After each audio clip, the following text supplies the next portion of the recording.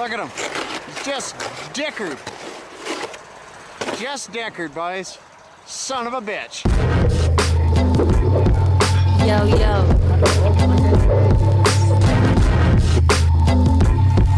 Class A, and macro. Not connected, not elected to participate. Bouncing down the stems will make your head hurt. Enjoy the takes. Says her who's Hey guys, welcome back to Take Her Wide. This is episode 217. Episode sponsors are as follows. The first one, DaveLevittPhotography.ca. Dave is a photographer here in Cambridge, and he's done music videos for a bunch of my bands, and he's a really rad guy, and he has supported this from day one when no one listened, and now people listen, so I want people to know that he's a great dude, a good friend, a hard worker, all those positive things that I could say about someone I trust and love. So DaveLevittPhotography.ca. Go check out the Instagram page, go check out the homepage, and just give him a nudge, give him a like or a Facebook poke or a high five or something. DaveLevittPhotography.ca.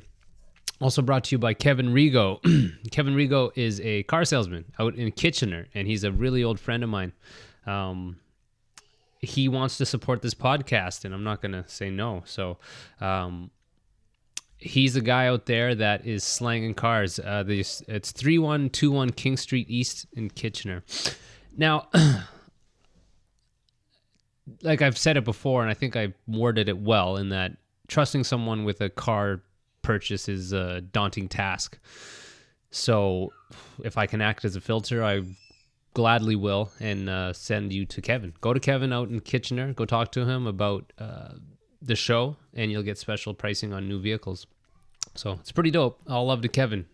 Also brought to you by Wellington Brewery out in Guelph. They have many types of beers, and one of the newer ones is a grisette. I'll just read the blurb here. I'm not going to try to sound smart. Refers to a French working class woman from the late 17th century and is also a traditional farmhouse style table beer.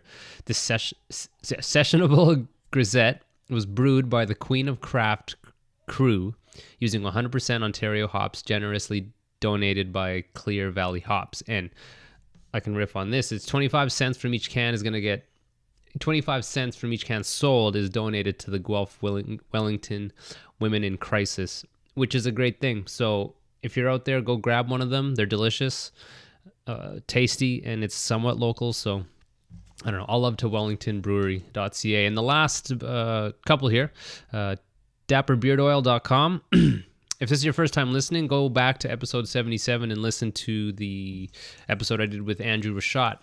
He's the guy who runs it. And it's a beard oil company out in Ottawa, which is Andrew. When I say company, it's Andrew. It's kind of like this podcast is just me. Andrew's running shit over there. He has a bunch of press in some bigger outlets like GQ and Huffington Post and CBC. He works hard. He makes a quality product. I've had it. It's really good. It's 100% natural ingredients, ethically sourced. It'll help hydrate. It helps repair. It's antibacterial. It reduces beard dandruff. And it's like, I don't know, I feel cool. Not cool. I feel good in supporting the little guy, because I think most of us are all that ilk, right? Like either our band or our business. We are up-and-comers, and it's like music. You support each other, so go support Andrew and go use the promo code TakerWide free ship, and you'll get free shipping. So save some money. Go there, dapperbeardoil.com. The link should be in the description. Now, lastly, Ironclad Graphics. They are from Kingston, Ontario, and they're a custom screen printing company. They do hats and stickers, koozies, posters, shirts mostly. That's who we use for our shirts, be it Sabs or Grabert. Julian, he's a great guy. I've worked with him for years and years, and it's quality and it's affordable. It's they ship coast to coast every day, and even though they're from Kingston, it doesn't really matter. They still are competitive with their pricing. So if you go to ironcladgraphics.com and just mention the show, you'll get $25 off. You'll get a $25 credit. So that's dope of them to do that. So please, if you guys can, just go support the sponsors. It's they trust me to mention them in the show. So I'm hoping that you can at least check them out, take a look, see what it's about, and if you're so inclined, purchase something or say hi or whatever. Like the page, whatever. We all know how to use the internet. We all know social media, so use it, I guess.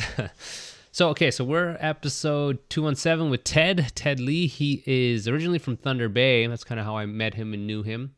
And he's out in Calgary now. He does his hip-hop, his Dirtnap stuff.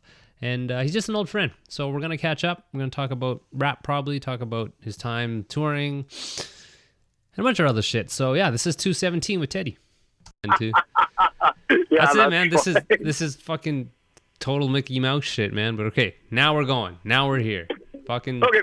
Let's go. Good evening. I like doing a little intro, and I did one already before I called you to say I was ready, where I just plugged the sponsors in this. We're gonna dial up this fucking asshole. No, it's like let's figure this out. But that's every episode. But just back to like Thunder Bay and meeting you and thinking of Portishead because you had that shirt. Did you ever have a hoodie of it, or was it a shirt, just a shirt? No, I wore that shirt a lot. I'd wear it on stage a lot too. It was, but that was like one of I mean, I still love Portishead, but I don't know. I kind of did them to death a little bit too. Like I listened to them like, I don't know. Yeah, I just kind of did them to death a little bit. I still love them, but like, I hear you. I don't know. Every once in a while, you'll just hear some underground hip hop head fucking flip a Portishead beat like this and think they're the first one to do it. And I'm just like,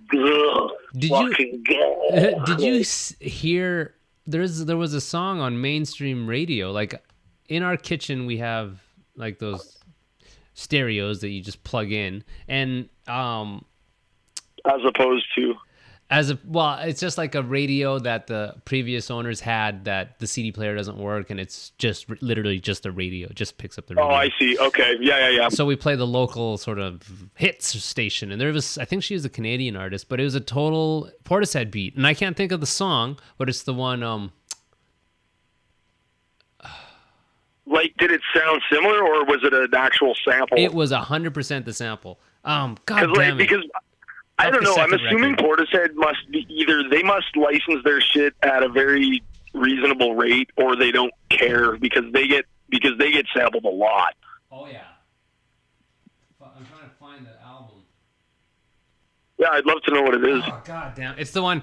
Boom, boom, boom, boom, boom. Oh my god! I'm so tone deaf. Here, I need a fucking. Yeah, I know what song you mean. I actually totally know exactly what song you mean from that. Love, the fuck? Yeah, totally. I know which one. Only you. Mm-hmm. Well, I don't think you. Yeah. I'm trying to. Fuck! I am caffeinated, bro.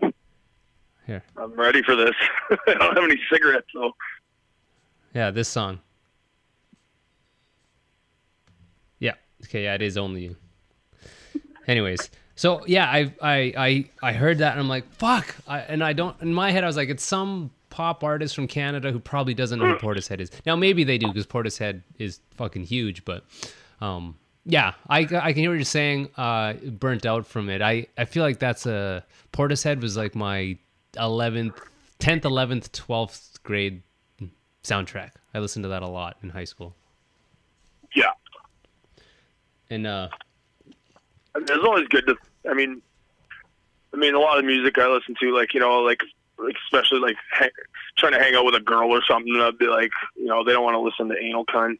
Well, not all. Some like, I could throw on Portishead. Like, you know what I mean? It was just universal kind of thing. Like, kind of whatever you're into. Yeah, I mean, honestly, I don't like a lot of mellow music, but that stuff just does something for me, And I mean, coming from a hip hop background too, like, I mean, they use a lot of break beats and there's scratching and shit in it. Everything. I just always loved what they did was like they made it sound like samples, but a lot of it's live instrumentation. Yeah, like even that live at the Roseland or the ball. Oh God, that's such a good performance, dude. I know, because it's just like this sounds just like I don't know if the drummer like tuned his drums between. I think they had two kits during the performance, but certain songs it was like that sounds exactly like the album, like the drums themselves. They sound like sampled drums, but I'm watching the guy play it live. It's sick, right? Oh, it's so sick, man. Yeah, there's something else, man. Did you ever notice the DJ in that live at Roseland? Like, his crossfader is a button, not a. No. Like, it's not a fader. No, I never noticed that. Yeah, if you ever watch that again, go watch. Like, I guess I've never seen it in Canada. Huh. But apparently that was an old style way to do it. And you watch, like, he hits the button instead of moving like a dial. You know what I mean? Like the actual fader. Is that the thing that goes between the two records? Yeah, left to right. Yeah, it's fucking wild. Wow, man. Yeah, that was honestly the first time I'd ever seen that. I saw even having been involved with like DMCs and shit, I'd never seen that ever. Huh. Yeah, maybe it's like a custom, like, custom shit. Totally, like he knows a guy who knows the mechanics and the electronics, and like I just want this button to do it. Sounds like something like a guitar player. When I just need this distortion pedal or this guitar, just one volume knob, just total custom shit, right? To my understanding, it was kind of like it's like the Betamax of crossfader. Like it got phased out. Yeah, huh.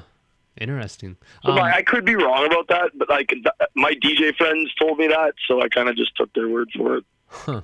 I saw them. I saw them in maybe 5 years ago or something. They were in Toronto. No doubt, dude. I think the best show I've ever seen. Just because I was such a fan, and I got a little stoned with my wife's prom date who was there with his wife. It was weird. Just just in the whole sea of people, Viv goes like, whatever buddy's name is, Buddy. And he's like, what? Oh, hey, crazy. And then they're like, yeah, you want to hit this? I'm like, fuck, sure. I'm at Portishead. It was fucking so good, man. Thinking about it just gives me goosebumps. Is that the third time you got high in your life? Oh, probably. Yeah, close. I smoke a lot more now, but that was like if it was it's 5-6 years ago. A mutual friend of ours who out of respect, I'll leave his name out, but you probably know who I'm talking about. It has had like a super like 180 on his stance on. He had a very antiquated notion of marijuana. now it's like changed his life for the better. And I'm just like, I've been saying this. Dude, that's my mom, man. My mom was completely against it, man. Like I have some uncles who are like homeless in Costa Rica because they started with weed and this and that, but. Oh, word. Yeah, but like I think about her when I think about the legalization of it and how it must kind of fuck with her head. And now she's more informed now for sure, and she's definitely done a 180. But that's someone who's 10 years ago you would never hear her joking about like smoking weed. Huh. Yeah, it's interesting.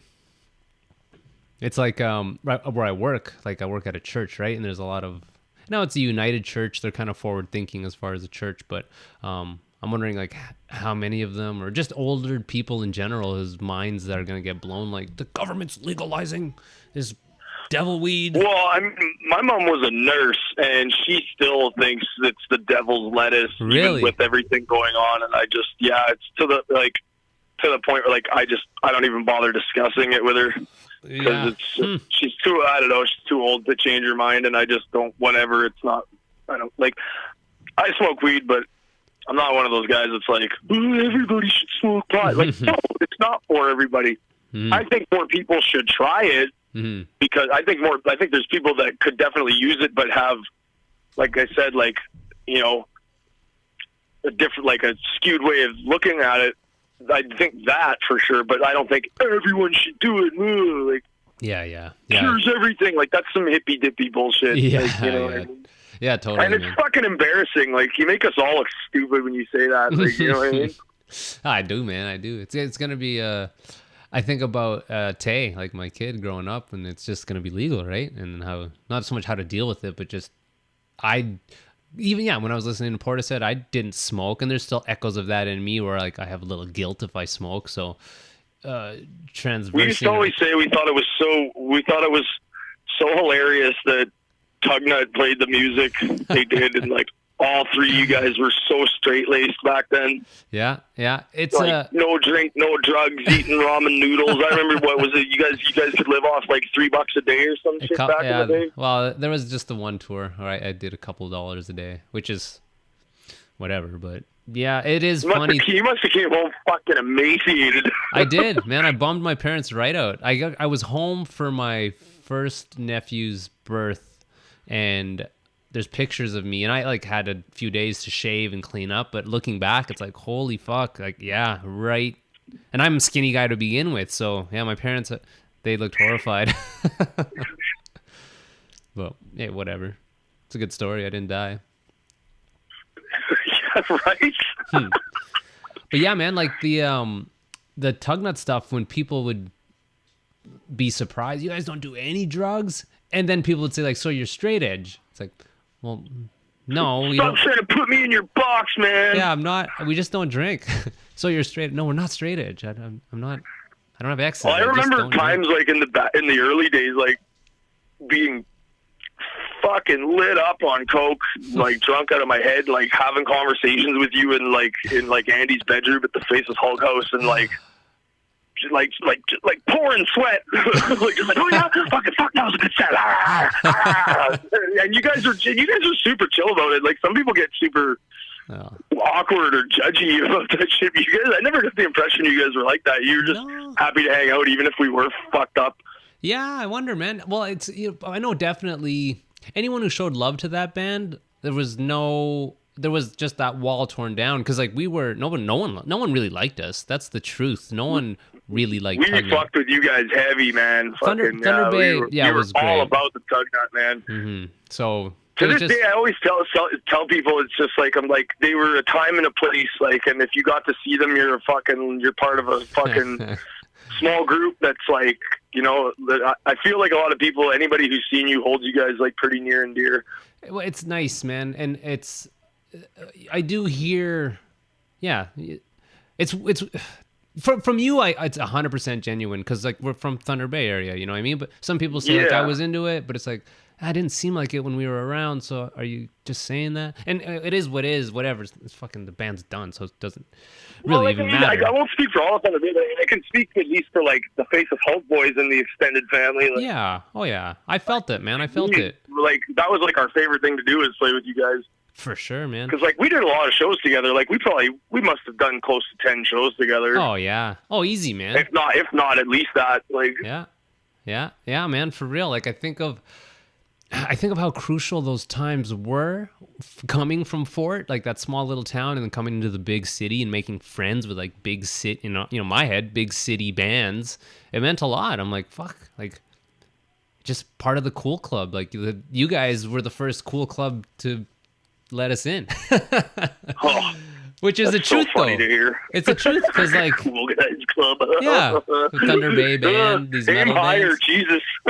I remember like seeing, because it was the Apollo, man. I remember seeing like The End play there, man. And like you guys playing with them, or all these Thunder Bay bands playing with touring bands, and man, like, because we both came from small-ish areas, or the secluded areas, but totally. Emo and Fort, man, was really fucking Thunder Bay seems smaller because of its isolation, though, too, right? Like it wouldn't feel as small if it was surrounded by more shit. Mm-hmm.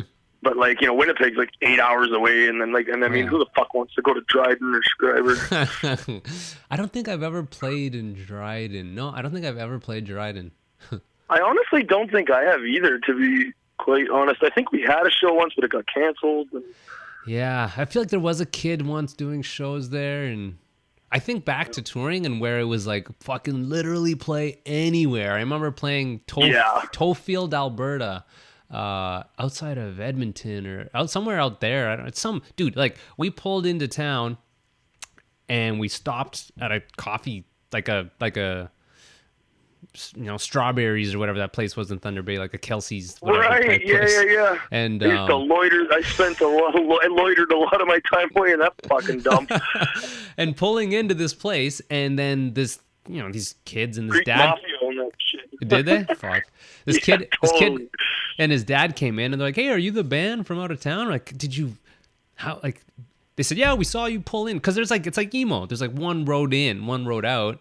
So I'm just playing these fucking obscure little places, but never got to play Dryden, Played too many rinky-dink little towns across Ontario and shit, but never fucking Dryden. I remember the first time we played the Sioux was a huge deal.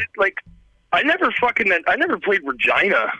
Yeah, that was a hard place to get in. And all the times we went across, we always played Saskatoon. Yep. And to this day, I always say one of the best shows I've ever played was Prince Albert, Saskatchewan. Like, it was fucking insane. We played with Sparky, and it was in this concrete box, essentially. And there were probably, I don't know, 150 fucking kids, 200 kids maybe not 200, probably like 150 kids. It's a lot of kids. But it might have as well have been 1,000. Like, it was packed to the walls, sweat off the ceilings, fucking everybody's going crazy. They appreciated it so much. And Sparky was amazing. Yeah. And that mechanical separation boys were there too. And or at least Simon was there. I know that. Yeah, fuck. But man. I don't know. It was just it was awesome. Good memory. Yeah. I managed to hang on to. Well, that shit's rad, man. When you're out and about, and a lot of people listening, most of them have toured, or if not, when you're out there and you're fucking eating shit, and there's a bunch of bad shows, those ones that are actually legitimately good they blow you out of the water. It's like, oh my, you know, these strangers are all going off. That show was better than playing I don't know, a bigger city, just because it was a bigger city doesn't make it awesome, right? No, hell no. Those small. You learn that one real quick. What's that?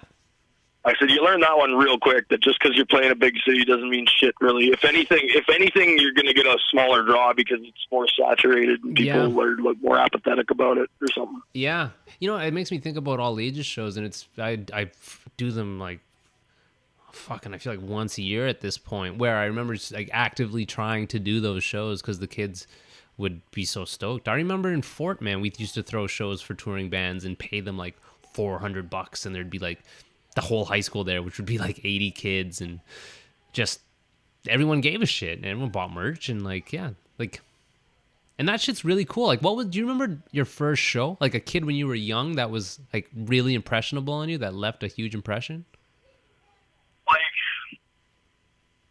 I remember my first concert was the Bare Naked Ladies when I was 6, in grade 6. Where was that? It was at the community auditorium, and they were fucking awesome. I don't even care how much cult points I lose. Fucking, they were fucking amazing. And they had this part, maybe about a little more than halfway into their set, and they would do these medleys. And they were doing Public Enemy and shit. What? Covering Public Enemy, Fight the Power and all this crazy shit. Which is stuff that I was listening to even in the 6th grade, and I remember that blowing my fucking mind. How did you was it just someone brought you to the show? How do you end up at that show? I think it was one of my friends' parents were like, yo, we're gonna let you kids go to a concert and wait in the parking lot, and we'll pick you up. Huh. Or we'll wait in the, it was totally like that Simpsons episode where Homer's waiting in the car. It was one of those kind of things, right? We were I don't know, we were 12, I guess. So they were kind of parents starting to try to let us do some shit without having to hold our hand kind of thing, right? Would you say that, but that show left a heavy impression on you as far as live shows and being in a band? I mean, I would say so.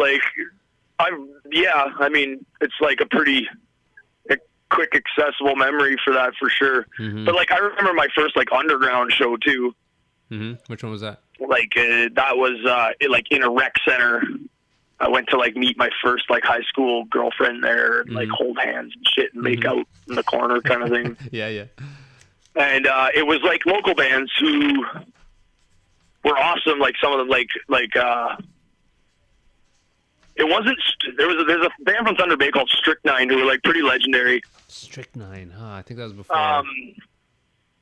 But they had a bunch of names. It was always the same band, but they were called Us or Them, Withstand, fucking, and but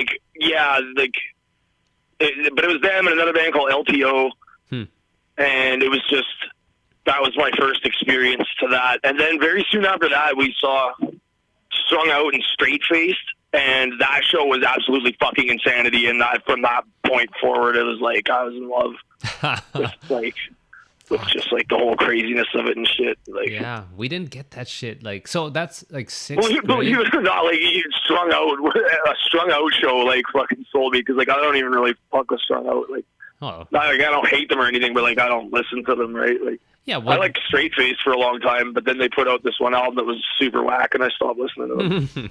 But those like Thunder Bay is a lot of people could skip over it, you know. Any sort of band, I feel like it'd be more conducive to those underground type bands. Cause well, the Mad Cowboys found out what Thunder Bay is all about when they shit talked us in the press and fucking. What's that story? They got a fucking earful about that. So. What?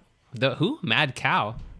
Mad Cowboys, they're a Calgary band, and like I'm not gonna get all into it because like I don't want to like I'm not trying to like publicly shit on those guys or anything. But even though they publicly shit on my entire city, I told one of them personally to his face. I was just like, you said every band has a bad show in Thunder Bay. No, your band had a bad show in Thunder Bay. Well, those guys just I was like, my friends can sell a place out on a Monday, so.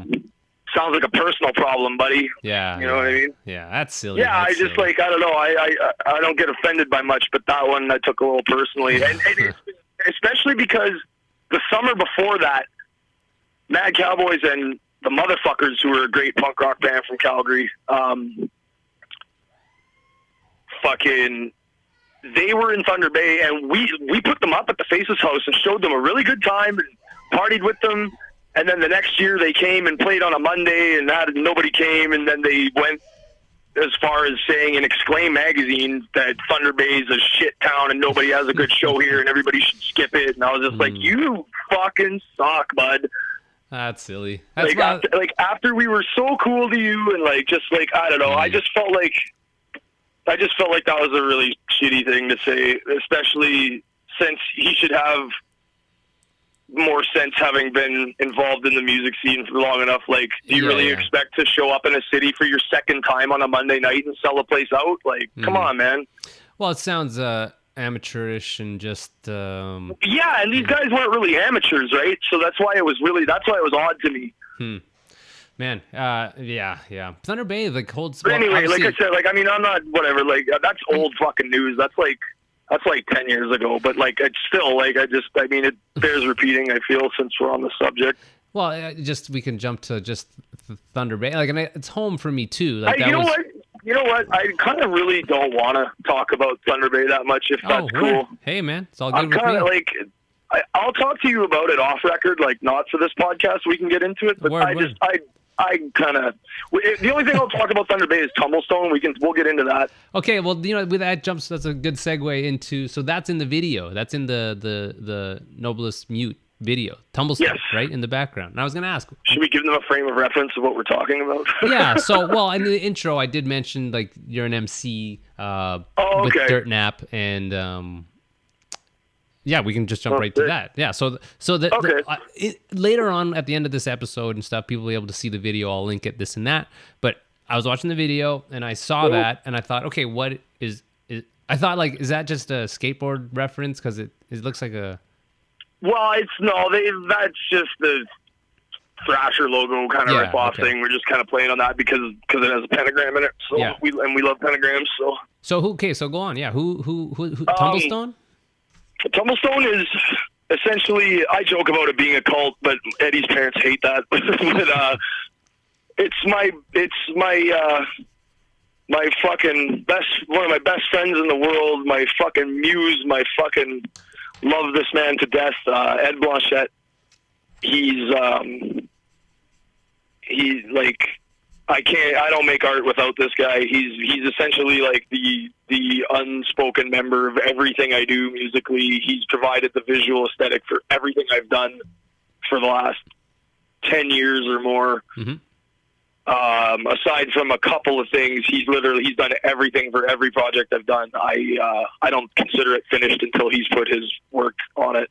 Okay, word. And Tumblestone is essentially it's his property where he lives.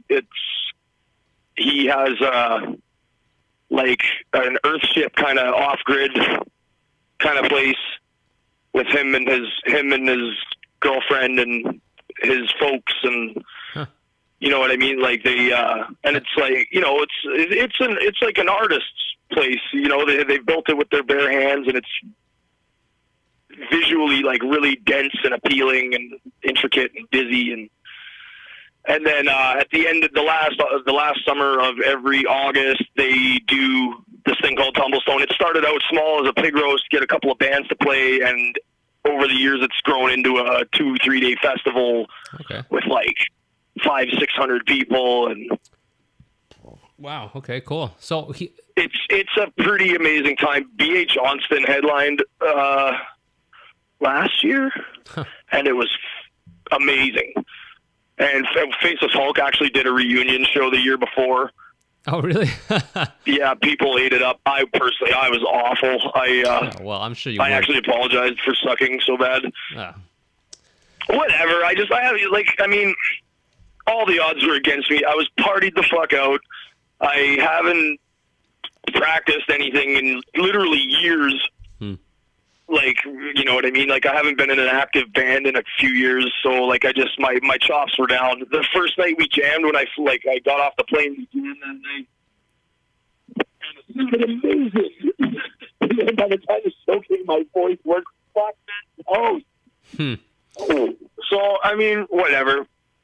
People like to bust my balls when they have an avenue to do it, and I don't blame them, so whatever. It's fine. It is what it is. Nothing I can't handle. But I was a little embarrassed. Oh, whatever. So especially just because we were recording it, and I was like, yeah, well, we're not putting that out, I guess. So, so Eddie's part of the production but I mean, side nobody of things? seemed to give a shit. Like, everybody's so fucked up anyway, so. Oh, it's all good. So Ed's like part of the production side of things? Well, it's his, I don't know what you'd call it, life's work, I guess. It's just like the culmination of all of his endeavors. Really, it's an ongoing thing for him. Okay, so now his role with Dirtnap. I shouldn't say it. Like, shout out Ed Blanchette, shout out Vanessa Lowe, shout out Karaska and Guy Blanchette. Fucking love all you guys so much. Is he so with Dirtnap? What's his role with that? Visual. Okay, visual. So he kind of set up the video shoot, or he was just in it? No, the actual filming was done by Uriel Lubick. Shout out Uriel, love you. And the homie Kayla Quinn helped out too. Shout out Kayla Quinn. Like, honestly, we were just sitting around. I had like 6 hours to kill before I was flying back out to Calgary, and we were just like, we could do a video right now, so let's do it. So we shot it, and that was pretty much it. Oh, it looks great, man. It's in, like, your stuff is always, and this will be the last Thunder Bay thing I bring up, but when I was back at home in emo listening to your stuff, it was just like, this is like what, a 99 or something like that, 2000, and it's always had that, from what I feel, is like that. I don't dark. think we have anything of that early. No, I'm trying to think. It must have been. I'd have to look. I think our demo was 2003, maybe. Okay, I moved here in 03, so honestly, maybe. I don't even know. I'd have to look. Okay, let's say early 2000s, but it was like really early 2000s though. Mm-hmm. Yeah, and it was really good, and it's like the video and the vibe that you're putting out with this, the Noblest Mute. It's rap shit. Yeah, I had rap shit out then for sure. Yeah, it's good, Sorry, man. I thought we were talking Faceless Hulk. Sorry. No, the rap shit. Yeah, no, I totally had shit out then. Yeah. And the video is cool. And, like, was it just a thing you just put online, or, like, because I don't know, because we're adults, right? And we have jobs and shit to take care of. So how hard are you doing the Dirtnap stuff? Well, I mean, it's just something I do on my days off. Now, I went through it. I didn't do anything for a long time just because I was just sorting through some personal shit. And I was just really uninspired, and I can't force myself to do it when I feel like that. So I was kind of stagnant for a while, but I'm out of all that shit now, and I'm back on it, and I got an album I'm working on that's almost done. Okay. Is that like within the last year? Sorry, hang on 1 second, man. Yeah. And we're back. Can't remember what I was saying. Rap shit. Oh yeah. So is it the new album? Is it like how many tracks, and was it over the last year? I don't even know yet. It's a lot though. there's going to be a bunch of interludes too. I was working on a project that originally started out with a producer who I was fucking with from the States, who fucking ghosted me for no reason. I don't know why. The guy just stopped talking to me in the middle of working on an album together. So I don't know. So no shout out to you know who you are. And the idea was no raps, like all like kind of cool classic break beats or like kind of more recognizable stuff, which I don't like. I usually try to go for more obscure because like I sample heavily. All the stuff that I personally produce is like 100% sample based.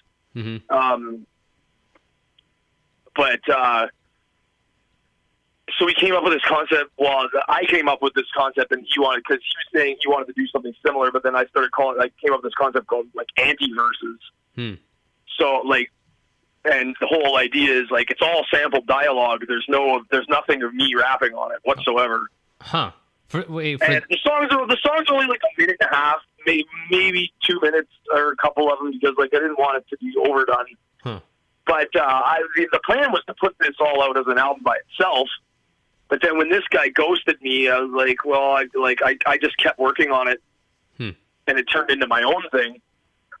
But all these songs have, like, there's elements from those interludes, like, which are now going to be interludes. Like, there's elements of them in other, like, of other full songs throughout the album. So I feel like I'm going to sit down with the songs and try to put them in some discernible order and try to see where they all fit. So, like, basically what I'm saying is I'm going to take all these anti-verse songs. Take all these anti-verse songs and make them, like, interlude chapters throughout the record. Okay, cool. Now, is it... Some people are going to like it. Some people aren't. I mean, the people that have heard it, I've got mixed reviews. Some people get it. Some people don't. I don't care. I don't make it for the people that don't get it. So yeah. Well, that's the beauty of it. I always find it odd if people get really butthurt about someone not liking their band. It's like, people can not like your band, man. Getting butthurt about anybody not liking something you like is the dumbest shit I've ever heard. Yeah. Like, I'm literally over here being like, I'm glad you don't like what I like. You know what I mean? Yeah, it's a like you should. It's a personal thing when you put music out there, but once it's out there, that's kind of it. Like, if someone shits all over it, it's fine. Like, that's like it's almost funny. It's like, wow, I guess you really don't like the record, but fuck, that's totally cool.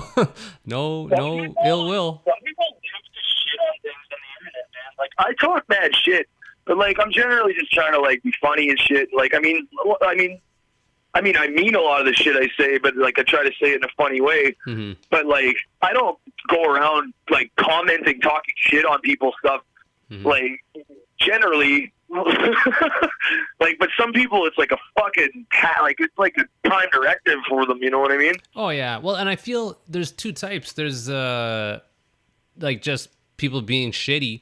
I'm just thinking more specifically to a review of a record where it'll be like someone could just be being shitty about it, or they could actually tear it apart in their own words and say they don't like it, but it's coming from a different place. It's like, oh, this guy's actually being honest about how he feels about the record versus just saying like, oh, this is rehashed shit. Honestly, you know what? I'm sure people are going to have something to say about this, but like, this is why I love Anthony Fantano. I don't care. There, I said it. I love Melon. Shout out Melon.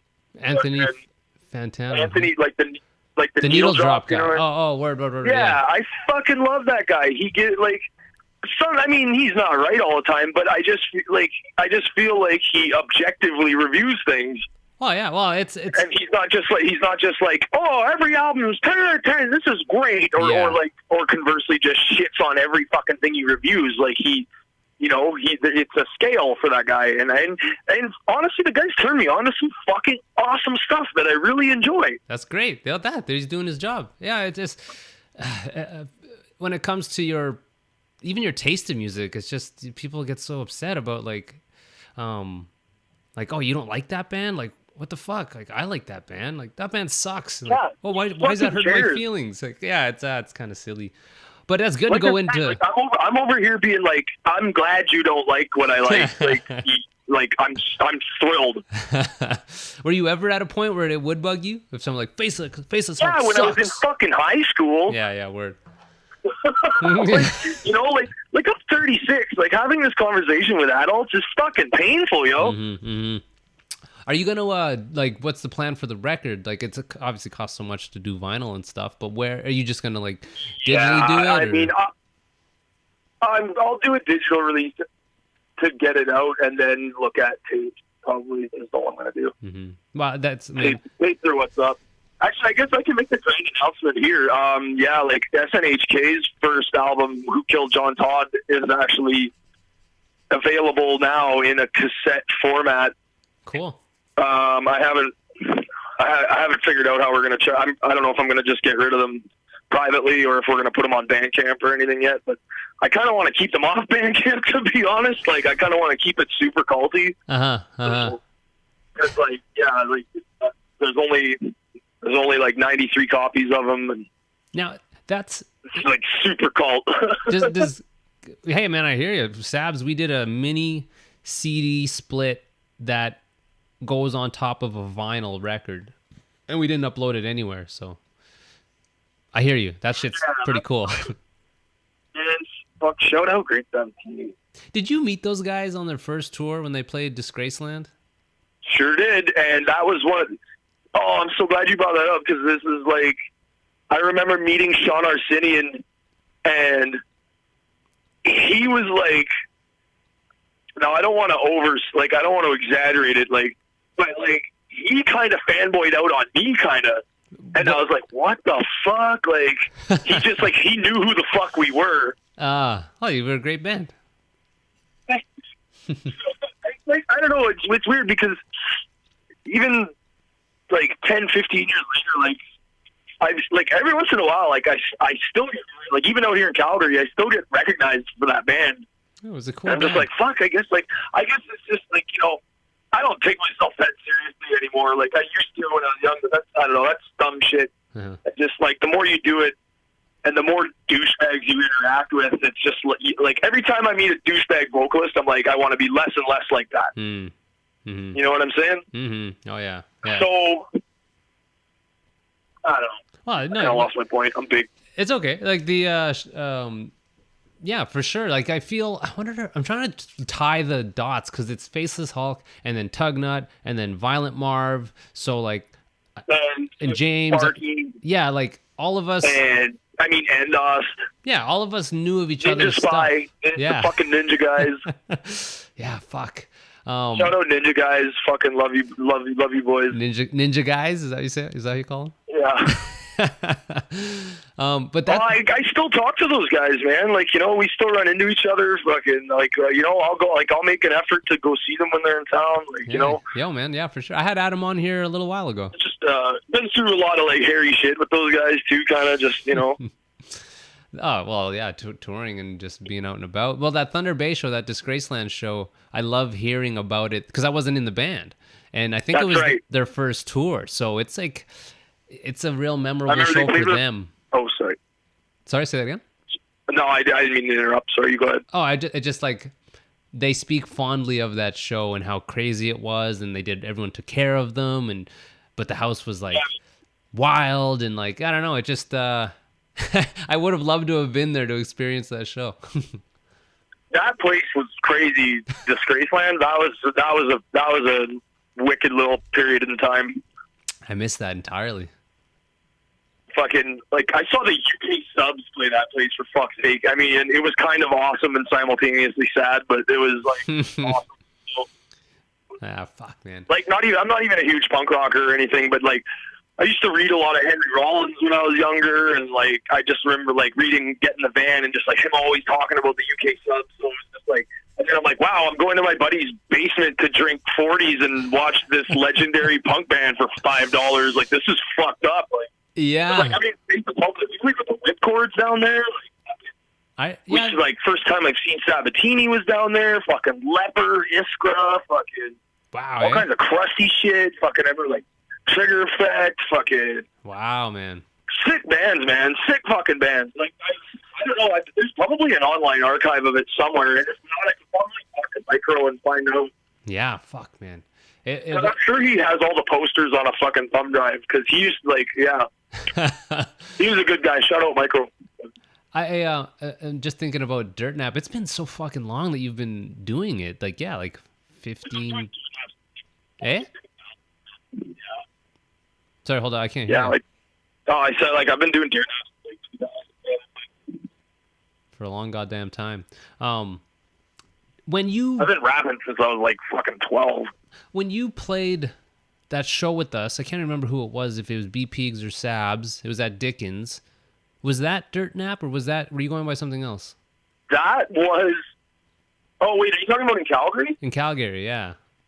Yeah, it was Rebirth.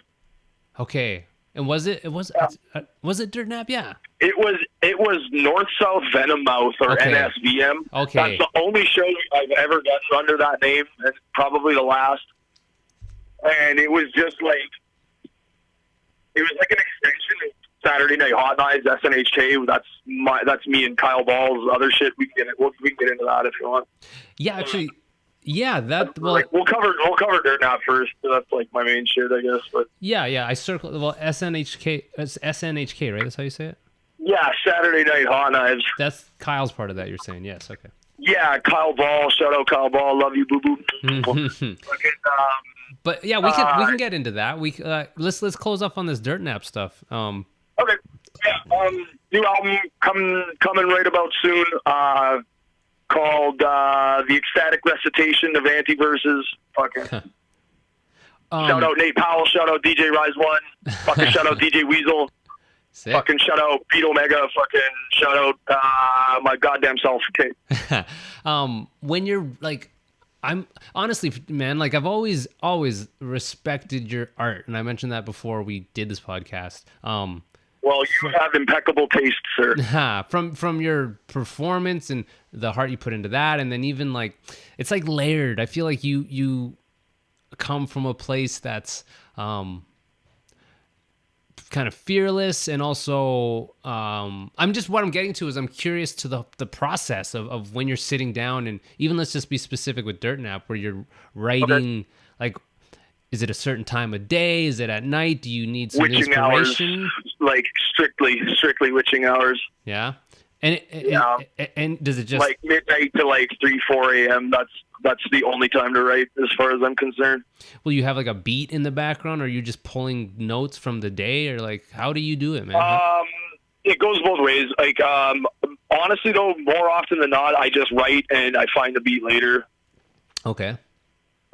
Sometimes I write to a beat, but generally I've got so much stuff in the pocket that when I'm given a beat, I can go through my notes and be like, oh, this is like tailor-made for this. You know what I mean? And is it like a certain formula, like something rhyme, something rhyme, and like will start off kind of basic? As much shit as possible in one stanza.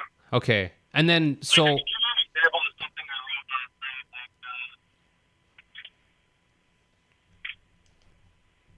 I think I lost you.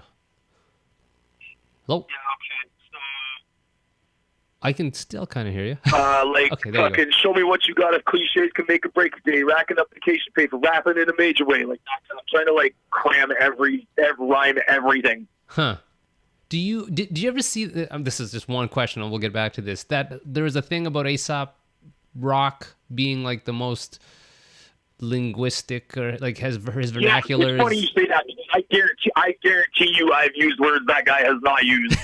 I fucking laugh at that. And like, yeah, he's the most vocab. He's got the biggest vocabulary. Yeah, when there's guys like DMX in the running, fucking sure.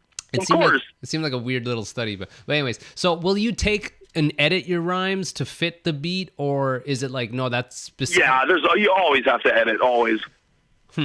So it's just like squeezing as much in, and I always thought about that. Like I call it shoehorning. Shoehorning. I shoehorn shit into a beat. Huh. Like like having said that though, I on the subject of shoehorning too. Like sometimes I'm like real cocky about like I'll make shit fit anywhere. I will cram that shit in somewhere. And is it when you're? I always curious with rappers that when you're laying it down. how aware you have to be of literally like how much air you have, because it could be like something, and then the next line something. Like, do you, when you're recording, at least, do you stack? I do not like crossover punch-ins. Huh. Like, I punch in. I used to be very stubborn where I would not do a song if I couldn't do the whole thing in one take, because I was like, well, I have to do it that way live. So that's what I always thought. Like, if you can't do it live, like, why would you? But that was. I have done, like, you know what I mean by like a crossover punch-in, where like the first word is coming in like basically right over top of the last word. I don't like to do that. But you will if you have to. The only times I've done it is like it's done for effect. Like it's mindfully done for effect, and it's generally when it's like if it's almost like if there's something conversational in the lyrics where I'm talking back to myself, then I'll do it in that sense. But even then, I don't really write like that a lot. And is it like writing in a notebook, or are you on your phone? I write in my phone when I'm out and about, and I have to, but I don't like to. I like to. I need to feel the pen on the paper. Yeah. It's just not the same writing in the phone. I write on the phone like when I'm on the bus and have an idea, or like I'm at work or something, and I'm like have that, you know, think of like 4 bars in your head, and you're like, yeah, that's dope, because like I've to realize, yeah, you're never going to remember it. Write it down. It doesn't matter how good it is. You're never going to fucking remember it, you fucking pothead. Yeah. So, and also when you're doing it live, the beat, do you do like backing tracks for emphasis on words, or is it absolutely fucking not? You just go, fuck no. Fuck no. Fuck that shit. You don't like it? That is where I draw the fucking line. That shit drives me fucking insane. If you can't do your songs live, don't fucking do them. Stay the fuck home. Now, I always find it weird when I see clips of just the song being rapped over by the artist. Like, they don't even take out the vocals. Yeah, it's fucking lame as shit. Is it just laziness, or what is it? I don't know. I don't know. This is where I pull the old man card. I don't fucking get it. I don't fucking get it. Remember when that guy from Milli Vanilli fucking killed himself? Yeah. Like, granted, that's a little bit different. Like, that was actually somebody else singing their shit. But, like, I'm just saying, like, there was a time when, like, if you got caught lip syncing your stuff, like these motherfuckers killed themselves in embarrassment. Like, you know, and now it's like common practice, and I think it's super fucked up, and I think it's super lazy. Like, honestly, man, I don't shit all over the young kids for this new shit, that mumble rap shit, no old head. I don't play that. Like, honestly, I really don't. I don't fucking play that. But having said that, most of these kids can't rap their own songs. They're great studio musicians. They like in a recording, like these albums are great. Like Ghostmane is a perfect example of this. I fuck with Ghostmane's music. Love what that guy's doing. But he just goes up and jumps around and waves his hair to his own songs. Like, he hits play on an MP3 player and fucking jumps around to his own songs. I don't want to see that live. Yeah. Oh, it'll make me hate. And even though I know it, it's like, I think if I actually witnessed it in real life, I'd be like, yeah, okay, I don't really fuck with you anymore. Yeah, I wonder if it's, and I just think of kids that might go to the shows and these sort of anthemic, if that's a word, rapper or songs that rappers make, where they could care if, like, it's like a celebrity thing. Like, they just want to take a picture of them on their phone and don't really care. And that's what it is. And the crowd, like, half these guys, they don't have to do it. The crowd's rapping it for them. Yeah. It's a different energy. It's like you and I didn't come up with anything like that. But you know what, though? Like, am I going to hate on it because it's different and it's not what I know? No, that's insane. That's fucking insane. That's stupid old man shit. Yeah, I literally wrote down a question about, like, this mumble rap stuff, because I've, like, just a couple days ago. I won't even use that term. No, I won't even say it. What would you just say? New rap, or what do you call it? Underground trap, that new shit. I don't know, whatever. I won't call it mumble rap at all. I just, like, even though it, I mean, let's be real, it's an apt title for a lot of stuff, but I just mean, like, because because people are using it to try to shit on it, and that's not, and I'm not doing that. So I'm not trying to call it mumble rap. I hear you. Like okay, like I'm 36. I've been into hip hop since 1988, and I remember my parents being, oh crap, oh they forgot, or like rap music, more like crap music, you know, like it's the same shit. It's the same shit. I remember this guy growing up who had a band, and he had like a Much Music song, and he had a cassette, and I thought he was the coolest dude ever because like he had his own band. But I remember he had this track, and it was dissing rap, and it was like, I'm a rap artist, a flash in the pan. I can't sing or play, but sucker, I'm your man. And just thinking like, what an idiot, what a complete ass. And to think that I guess people were still kind of having that same mentality towards rap that they might have now towards this, mumble rap. That's a good point, to not mumble rap. In calling it that, you are shitting on it. It is what it is, but I can listen to it, man. It's not a term of endearment, anyway. No, no. It's definitely a term of disrespect, for sure. But I can... There's implication behind it, you know what I mean? Listening to... it's catchy, man. I listen to it. Okay, so I like Riff Raff. Well, you know what? Somebody recently online, they tried to come at me with that, like, Gucci Gang, Lil Pump song. All he does is say Gucci Gang and it's ruining music. And I was just like, well, if Lil Pump ruined music, then so did James Brown. Now see how fucking stupid that sounds? Like, because James Brown song, please. He says the word please like 60 fucking times in it. Like, music's always been like that. So don't give me that shit. Oh, it's repetitive. He's ruining music. It's like, yeah, you mean that's pop music. Well, yeah, and the same could be said about like, you know, certain punks. Even punk and metal when it was coming up, like it's just the same shit over and over. It's garbage, you know. Like I used to listen to tech music, but like, you know, I don't anymore. But I mean,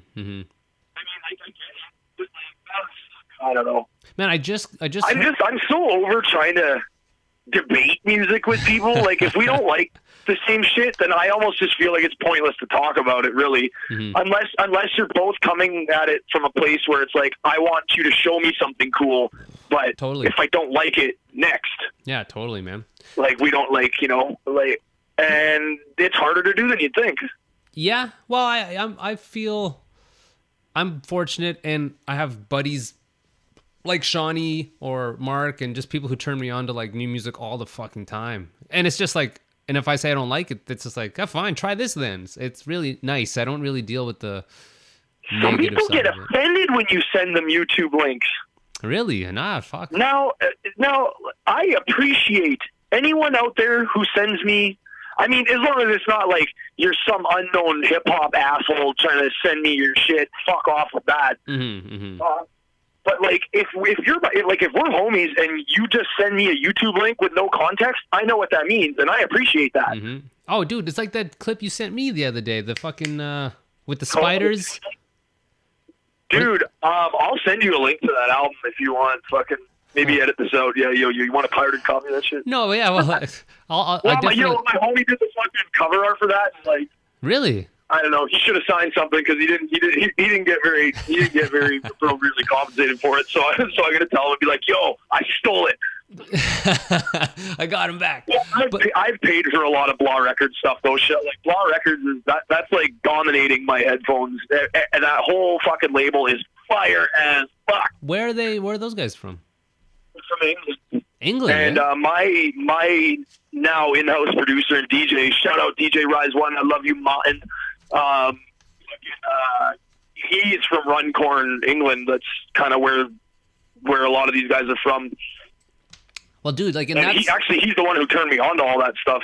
Yeah, that's a great example. But that's just my friends helping me out. Hey, have you heard this? No, I think you'd like this. That guy has kept me in the loop of some awesome music. Seriously, again, shout out Rise One. Fuck you, you are the homie. That guy has great taste, fucking amazing taste in music, and you know, he's from a different part of the world, so he's my direct line to what's going on in the UK. That's fucking so dope. He showed me literally some of the best stuff I've ever heard, like some of the literally most satisfying, enjoyable hip hop music I've ever fucking heard. Well, that's the thing, man, that there's so much talent in little pockets all over the place that never literally blow up. So just because you're not on Noisy doesn't mean you're not alive for that shit. Eh? I get frustrated when I hear people like talk shit about YouTube or Spotify or something. I'm like, that's a personal problem. That is like, you should get on your knees every morning and kiss your modem and thank the fucking universe for YouTube. Like, yeah. Fuck that. Like, I mean, I'm a tinfoil hat kind of guy, but let's be real. As a music fan, let's be real. You used to sit around and fantasize about something like that. Like, you might not have had quite the vision of what YouTube is in your head, but you wanted that. Like, to be able to just sit there and be like, I want to listen to this. Yeah. There it is. Yeah, it's great. Like, that's fucking magic, homie. Well, and that's just kind of even the whole platform or the idea behind this. I'm talking to my friends who make music, good music, and it's I'm trying to expose people to at least what I think of is good music, and it's a kind of a shame that the clout and like if you don't get recognized here or there, it diminishes your art. But it's like, hell no, some of the best shit I've heard is shit people have never heard. And I don't know, part of me never grew out of that shit. I'm like, you haven't heard of it? I love it. You've heard of it now? Hate it. I hate it. Yeah, it fucking sucks. Fuck, man, dude, I do these about an hour. Your favorite band sucks. Eh? Your favorite band sucks. Yeah. I'll make Taker White stickers for that. I do these about an hour, man, and then I usually close it off because I, got to get this shit edited and get this going. No, that's burning. That's okay. We'll chat again another time. Shout out Ken Vargas. Yeah, well, and all the other guys too, I guess. Yeah, well, we could talk about that for a little bit. Like, we'll close this off soon. You know what? Probably better we don't. I feel like there's nothing I can say that isn't incriminating everyone. So, yeah. Well, if you're a fan of the podcast, you probably have heard me bring it up, anyways. At least that I played it. I played in Tree Burning for a sec. I did a tour with those guys, and that was my brother's old band. But it is what it is. We worked really hard, man. We were like short-lived, but we did a lot in a short period of time, and fucking just turned down a fucking shitty deal from Warner Music, and that's the closest I've ever come to making it, air quotes. Maybe it was for the better. Maybe you wouldn't be here talking to me about music. Yeah, for sure. No, 100%. Like it was a 360 deal. Like who the fuck wants that? No, it sounds terrible. I'll stick to awful. Stick to my small little plates here. But dude, let me play the Noblest Mute. I'll put it in after because I'm not that fancy here right now. Just because we talked about it, I think people might be interested. You want me to send you a clean copy of it, like that'd be MP3 or a wave? 100%. That would be great. Would you want a wave? Well, either or. I don't think because this will get. I think that's all I have. So you're gonna have to take it. You're gonna have to convert it yourself then. Okay, that's totally cool. But people listening, so this is gonna right here be Dirtnap, the Noblest Mute.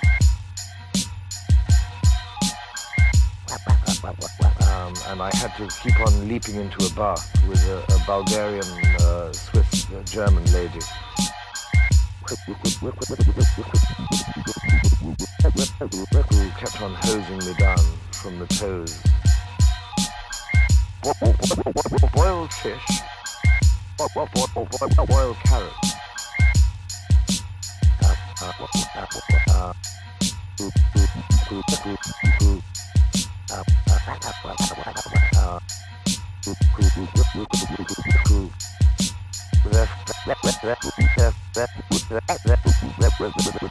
Boiled fish, boiled carrots.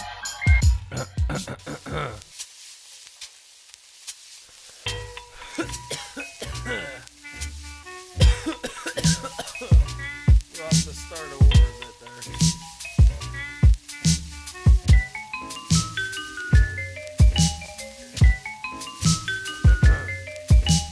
Cult as fuck all day, get sick when the song plays. Pork in the rojo, I'm going the wrong way. Prank calling Yahweh and thank her for small pay. I couldn't give a fuck about what y'all say. In for the long haul, I've been sick of all y'all. I'm a tall order of odorous mothballs. Zen when I watch walls. emails from them or the clocks fall. My bars are like taking a buckshot of rock salt. Leave your head leaking like Vault 7 emails. These days the memes are a weapon that won't fail.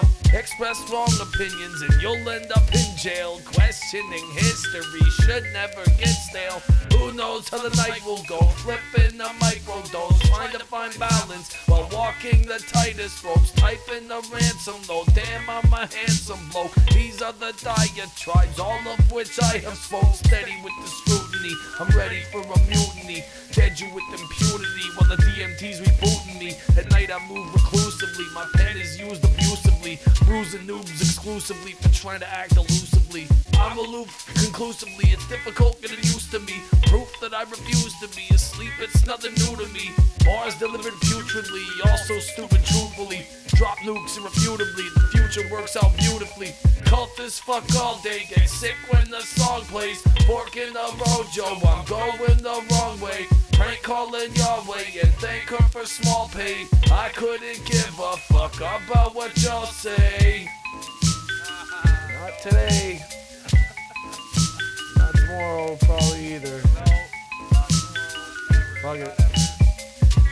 Dirtnap. DJ Rise 1. That was Dirtnap. How do people find you? How I guess shout out your shit. Facebook, Ted Lee, snhk.bandcamp.com, soundcloud.com/dirtnap-1-1. And I can link everything in the description of this, so people listening, they'll If see you it. could maybe link my YouTube channel too. Yeah. Seth Monroe. I'll get all those links from you after, so I can edit it into the description. But shit, dude. Well, fuck it. If you don't mind, let me just close this off. You could just stay on the line for a sec. If we don't stop, then I'll fuck with you for hours. Okay. Well, you know what? Let me do this, Ted. Let me just say, it's nice to catch up, dude. It's been a minute. I really always hope you're doing well, We gotta man. do a song together. I'm dead serious too. Sure. Send me something. I definitely want to do a track with you for sure, man. I'm trying to think of when. I don't know when I'll be out there again, but we should definitely meet up again and grab a fucking beer and just hang, man. Oh yeah, man. Just Well, hang. I won't drink, but you can. Yeah, I'm off the booze, but All right, I'll have a beer. you can have one for me. I'll smoke weed though. Maybe I'll smoke weed. How about that? That would be amazing. You and I have never smoked weed. You and I have never smoked weed together. Man, me and nobody have. It's so rare. Fuck. No, that would be awesome. That would be awesome. All right. Well, dude, I'll let you know when this goes up. Yep. But I don't know, man. I appreciate you taking the time, man. I really, I hope all the I best, man. appreciate you taking the time as well. No problem, man. Just, I guess we'll be in touch online and I don't Sure. know, be safe, Well, man. what's like a couple of days or something? This one? Yeah. This Monday coming up. So whatever Okay. day that is, you'll see the Yeah, links. no worries. Okay. All right, cool, man. Thanks so much, dude. I'll talk to you soon, eh? Right on. All right. Peace, man. Peace, brother. All right, cool. Let me close this. Yeah. I guess that wasn't as smooth as I usually close it off, where it's like, all right, cool, peace, blah, blah, blah. But whatever. It's more real, right? It's more real when I'm actually telling my buddy I hope he's good and I appreciate him coming on. So let me close this off. This is Take Her Wide, guys, 217. The sponsors were Kevin Rigo out in Kitchener at Hefner Toyota for new vehicles, used vehicles. Mention the show, get special pricing on new vehicles. WellingtonBrewery.ca with their Grisette beer. Excuse me. 25 cents from each can will be donated to the Guelph Wellington Women in Crisis. DapperBeardOil.com. Use promo code TakeHerWide. Free ship for your free shipping. Where am I at here? Dave Levitt Photography for being the homie, being the best dude ever. And Ironclad Graphics out in Kingston. Ironclad Graphics. IroncladGraphics.com. And mention the show and get $25 off. The Instagram page is Take Her Wide Podcast. And there's old episodes being posted in which the link to them is in the bio of the Instagram. So you can catch up on old ones. And I'm building a homepage right now just to have another outlet for people to get exposed to the show. I'll probably be doing a newsletter, which will... So the whole plan I won't bullshit about my plans, is make a homepage. There's going to be a mailing list there. And what I hope to do is just to create more content for you guys, I guess. I'll be sending out, the plan is to send out a newsletter once a week, basically summarizes the episode. All the shit we talked about, right? Like I can send links to his music video. Everything will be in one email. So you can watch the video, go to links, support the sponsors, this and that. Just another way for me to keep in touch. Maybe it's a good idea, maybe it's a bad idea, but I don't know what I'm really doing. I do, but I'm just trying to grow the show. So this is a new venture for me to try to do that. So you'll see soon the homepage pop up. If you guys can subscribe to the mailing list, that'd be great. Yeah, just give me some feedback. I don't know. I don't ask enough of that.